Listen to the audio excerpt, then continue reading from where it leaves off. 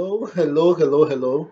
Welcome to the second part of this series we are doing called The Reason Why Blacks Are Found in the West Neighborhood and Usually Have Less than their counterparts in a mixed race society in the developed nations. And then they're also talking about why Africans usually live in the poorest of countries. And we are seeing this has nothing to do with race, it has nothing to do with our ability to think, but it's all a legacy that has been left to us. Sometimes when you say these things, some very ignorant people will say things like, come on, get over it. This thing's been here for years. Seriously? Even the quarrel your mom and dad had, you blame it for their divorce. You blame it for certain things you do. The way you were brought up, which is just a matter of a decade or so and more, you blame it for certain tendencies. Imagine being systematically decimated, dehumanized, sold, bought, killed for centuries. Then after that that barbaric era had been brought to an end, as well with the Western world, but the Arabs continued.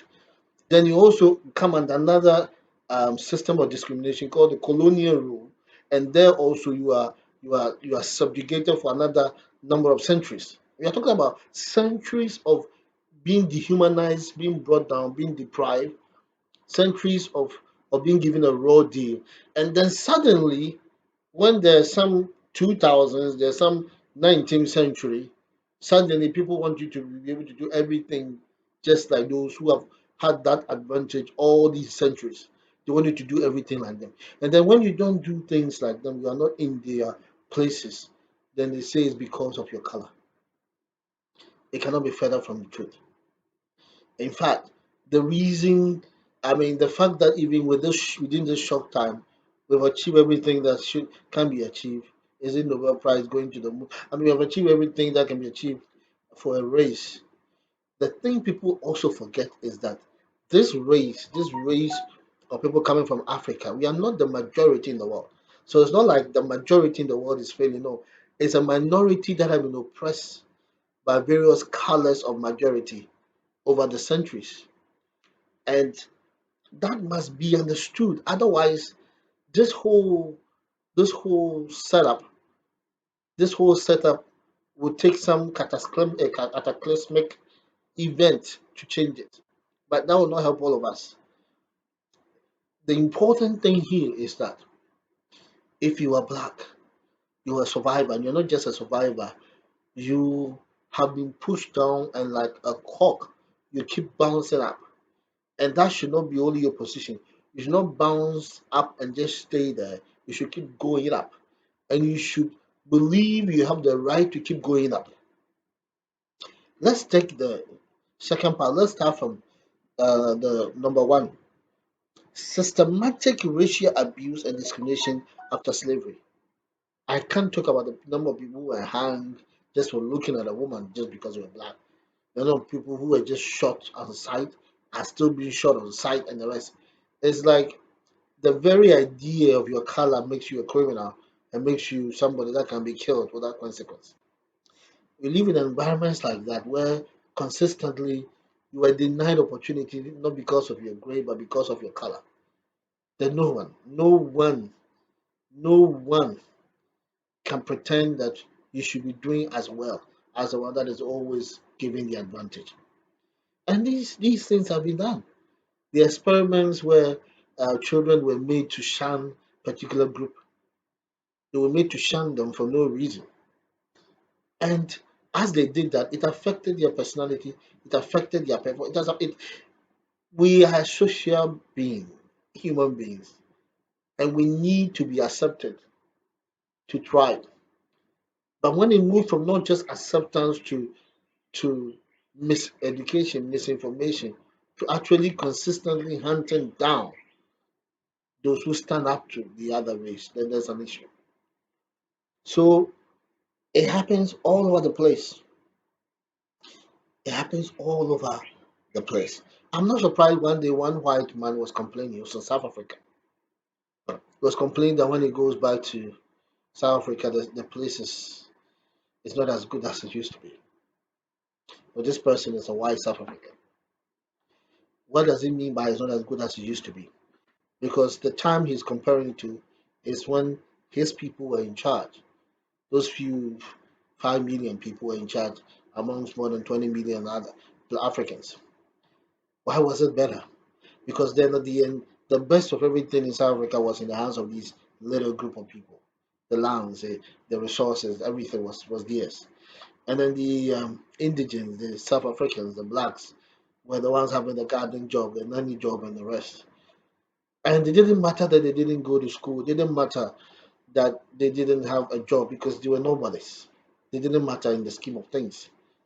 And so, everything was cool and everything was fine. But now when he goes home, there are South Africans that will not believe that they are as much South Africans as he and his people are. So what do? Now they have the freedom to move to anywhere. Those days you needed a pass to go to the nice places. So now that the majority are in penury, now that the majority are starving, the minority who are fabulously rich are not having their peace of mind. And that's what always happens. So I love this quote by the president of Ghana, President Kufuor. He says, if the minority who are rich will not help the majority who are poor to come out of their poverty, then the minority who are rich will not have their peace of mind. That's exactly what is happening. The story of the violent and attitude, xenophobic attitude of the South Africans has come out of the desperation to also want to enjoy the beauty they see all around them, but they are excluded from. Now, the government is not only taking care of 5 million people or less, but the government is taking care of over 25 million people. How do you compare a government that is trying to take care of 25 million people, that has provided at least comfortable lifestyle for at least 50% of the population, compared to yours that was only taking care of perhaps just about 5% or maybe 10% of the population, and you call that job you were doing better. It is this parochial attitude. Is this sense of you know this senseless rationalization that has kept the world the way it is. That has kept the world the way it is. The European went around the entire world creating problems, picking people and planting them in environments they were not used to. Picking people from Africa, planting them all over the Caribbean, Latin America, and the rest. I mean, a completely new environment. They had to learn the language. They had to, serve people for years. And then suddenly, when they are released, people say they should be rich. How? Without education, without any land, without entitlement to any piece of property. And it's so unfair. People still say these things and claim that black Americans are lazy. People that have worked for centuries without pay. Will you even work a month without pay? And you call somebody who has worked for centuries without pay, a descendant of people who worked the farm for years without pay, for centuries without pay. You call such people lazy and entitled. So if you find Africans poor in the developed world or blacks poorer in the developed world, in those days when they do those statistics, they'll say this they have the lowest income, and most of their families are headed by single parent. It's funny. And yet some have come out of it. But because it's a systematic thing, you don't have it takes a while to get everybody, but many, majority of them have come out of that situation and have achieved anything that any Caucasian could have achieved and more. All the way to the President of the United States, First Lady.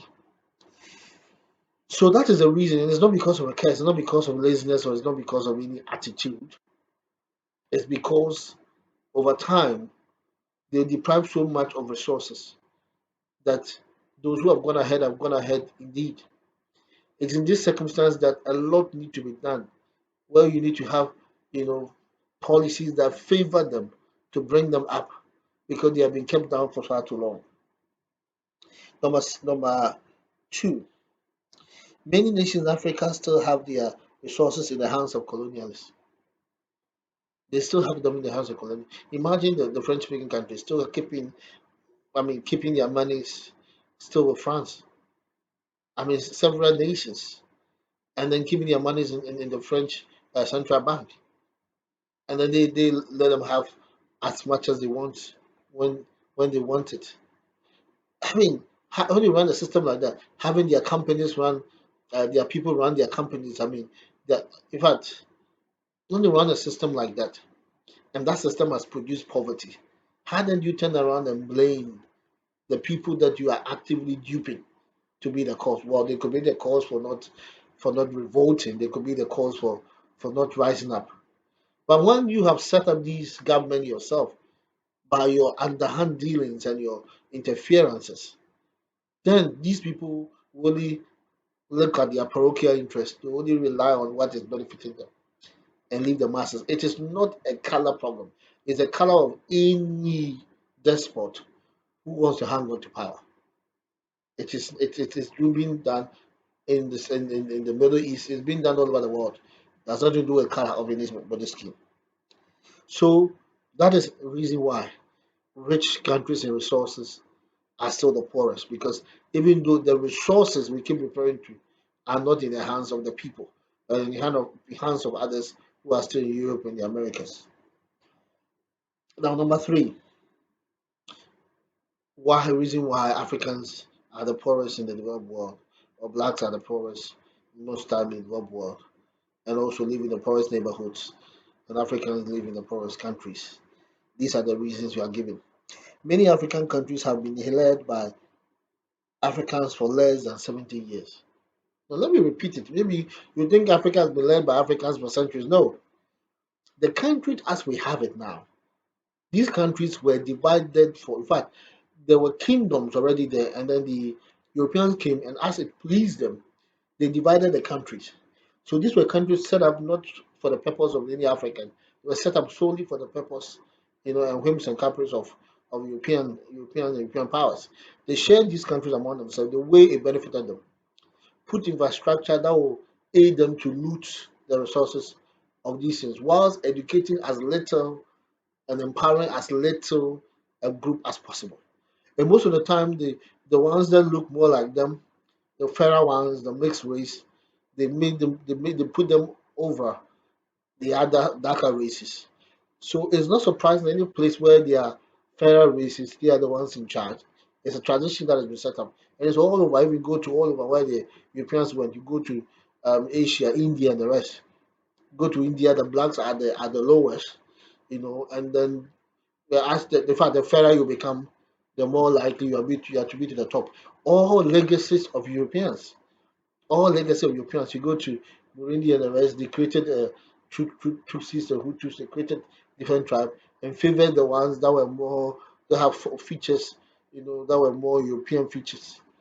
And then they discriminate. So the world and the state in which it is, and the civil wars and the rest are usually creations of these Caucasians.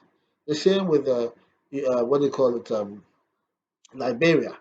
When the descendants of those slaves who were returned to Liberia were brought here, they saw themselves differently from the typical Liberians that they came to meet. And Charles Taylor took advantage of that and the rest. And then there was this war that lingered on for so many. So you go to every problem in Africa, and there's a European, there's a white behind it. And all of these things have been done so that they will keep telling us that we are the problem when they are behind every problem. Now, many African countries have been led by Africans for less than 70 years. Ghana is one of the foremost countries that had independence. Even we had our independence in 1957. So imagine that.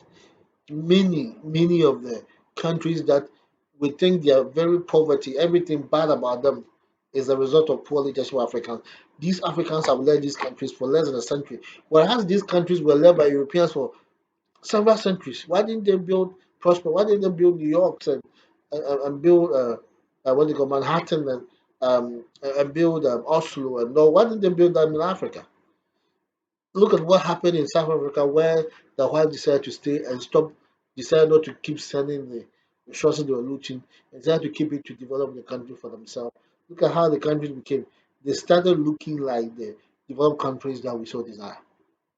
So it is a direct reflection that the reason African countries are the way they are is not because of the African leaders who have led for less than a century, in fact, mostly for less than even 70 years, but it's a direct consequence of the of the Europeans who looted the nation pre-colonial era and colonial era and post-colonial era and interfering in the run of the nations. So African leaders have not led enough to be blamed for the poverty in their countries, even though many of them have been terrible leaders. They are the results of the systems, they are the result of the system that the Europeans created. And there hasn't been time enough to undo that system since they are still involved in the day-to-day running of our countries. Now, number four, the fourth reason why Africans live in the poorest neighborhoods, and usually the poorest in the developed world, and then Africans live in the poorest of nations. The number ninth reason is that Africa has not had time to build great institutions. We have plainly not had time. We have plainly not had time to build great institutions. That is something that we have not been able to do because there has not been time for it. But because, because most of the nations were left in poverty and were left without infrastructure, Kwame Nkrumah of Ghana had to literally, there were just some very few schools that you can count on the finger when he came. He had to literally, within a matter of um, a year or two, build several across the country. Something the colonialists could have done easily with all the money we had. But because they didn't purpose develop Ghana, they decided to loot and send all the monies away to Europe. So when he came in, there was literally nothing to run the country on. We talk about Ray and the Ray only went to where the resources were, just to loot them and send them to where they were used in Europe, and that was it. So that is how come we don't have good institutions because the only people who were the institutions were the governors and his administration. What they said was final. Nobody could challenge it. So that system continued after they left. The people who came to take power, having learned from them, continued in that state where what they did was right and anybody who said anything was seen as an enemy. That is the legacy they left behind and they took that legacy and worked on it. The 10th for the last one, or the fifth one. Africans are climbing out of a very deep hole. We are climbing out of a years of, it's like having a dictator for more than 400 years. You see how within a decade, when a dictator is ruling your country, everything goes array, everything is in disarray, everything goes into poverty. This time you have a despot who does not go anywhere for 400 years. Imagine how he will enrich himself and impoverish his people. And that is how it happened to us that we are in this state as a people. People who are brilliant, the people who are awesome, people who are intense, and yet we don't have many concrete things to show for it. Even the ones that we can show for it, the one that we can show for it, when we do it, we show them, they still ignore it. They still ignore it. So, brothers and sisters, once again, I have come and shared with you some of the things that nobody will tell you about life if you're an African. One, that You know, Africans have only ruled Africa for 70 years. And apart from when the colonialists took over, for us, they're just ruling for 70 years. And mostly political decisions have been taken by the colonial rule, and that lasted for 2 centuries. So, ending poverty with this country should be traced directly to those who ran it. They should be given medals after them looting the country. They should not be given medals after they actually looting this country. Now, I wanted to understand this. Whenever you hear anybody complaining that Africans are poor leaders, tell them that poor leadership. They learned it from Europeans. Tell them that that type of doing things is unquestionable and should be stopped. Tell them, tell them, tell them that Africa, though we've had in the name of the Bible name, in the name of Jesus. God bless you. Remember to subscribe, go down there, subscribe, so that we can have more channels. I mean, let's get this channel monetized. Let's get 2,000 subscribers. Tell a friend to tell a friend, tell a friend. I believe you were wondering why. You used to think that maybe it was because of anything. No, no, it wasn't because of anything. It's because of centuries of colonialism, centuries of miseducation, centuries of lies, centuries of looting, centuries of stealing from our legacy. We are coming from the bottom. We are coming from under the ground. So it's difficult. No matter what, how much we rise, people will not see it. But we have risen a lot, even to be heard now. So just keep it going. Um, just push the button and like the channel, subscribe to the channel, and let's clear the controversies about black empowerment. God bless you once again.